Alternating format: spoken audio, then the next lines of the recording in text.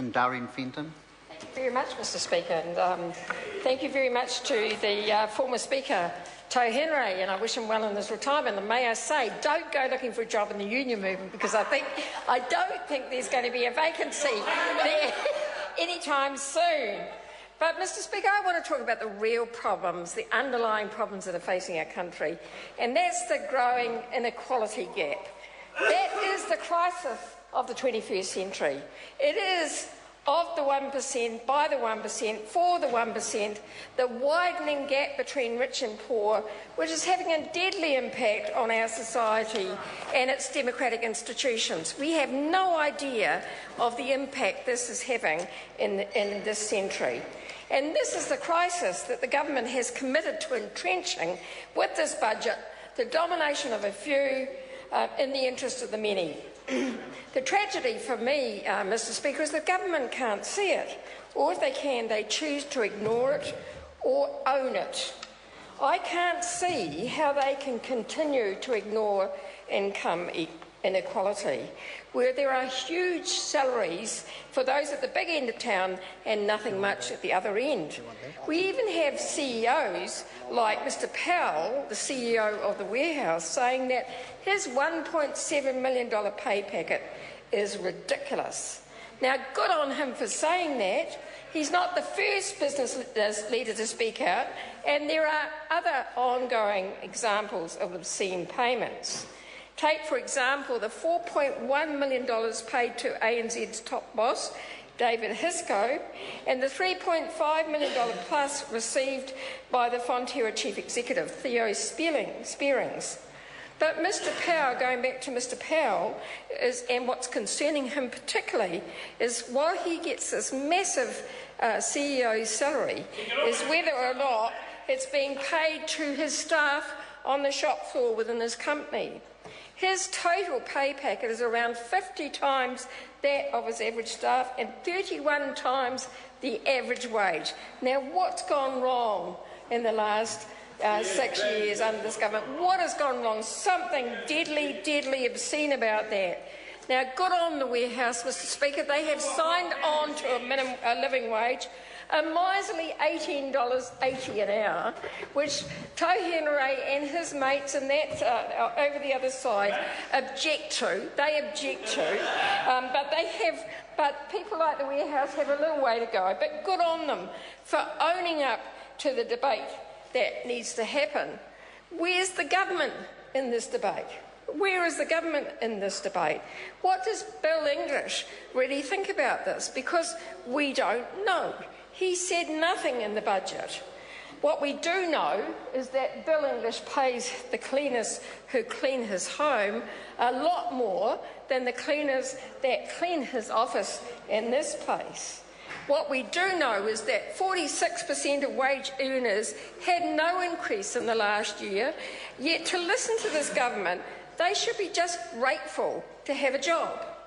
Minimum wage workers are supposed to live on a pittance that has actually gone backwards under this government in real terms, and particularly for young workers, Mr Speaker.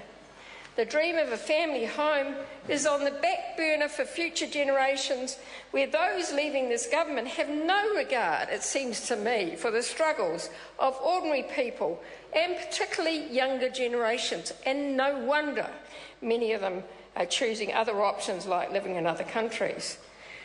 The other thing about inequality is the 285,000 children living in poverty. That figure is undeniable. And the impact on them, the impact on their families, and where future generations will be entrenched into a poverty the wealthy cannot even imagine, and the consequences for all of us in the longer term. If we think about that, if we think about what we're wearing today in the 21st century, we are wearing the generations of children that grew up under the impact of structural adjustment under the national government of the 1990s. That is what we are wearing. That is why we have the poverty today. Mr Speaker, it's also inequality for the workers in this parliament, who are on their way to work right now as we speak, from Porirua, on the bus, with a fare they probably can't afford, who will come here to work tonight for the minimum wage plus a tiny little bit, and the tiny little bit extra they get is only down to their union, which this government would like to see completely removed, who bargain on the margins in a cutthroat, competitive tendering process. And once they finished at Parliament, Mr Speaker, tonight, sometime around 3 o'clock in the morning, they will go on to their next job, somewhere else in this city. Somewhere else in the city they will have to find transport, and they will go on to their other minimum wage job somewhere across the city. I want to talk about inequality for workers like those at Hutt Valley High. The cleaners there who've just had their work taken over by another contractor and have already been notified within 1 week of that takeover that 18 staff who do the cleaning will be cut down to 12 staff, and their hours will be cut down by 61 a week. Now imagine that, Mr Speaker. You've been doing a job, the cleaners have been doing a job at Hutt Valley High, keeping the toilets clean, keeping the place immaculate so the children at Hutt Valley High are protected.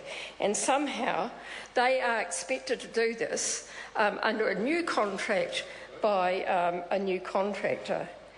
And I wonder if members on the other side of the House have any idea what it means for those people. Apart from the fact they're going to have to do more with less, they're going to have to clean for many more hours. And I do wonder about the Minister of Education and whether she takes any notice of the cleaning services in our schools. But, you know, I have to say, actually, probably they don't.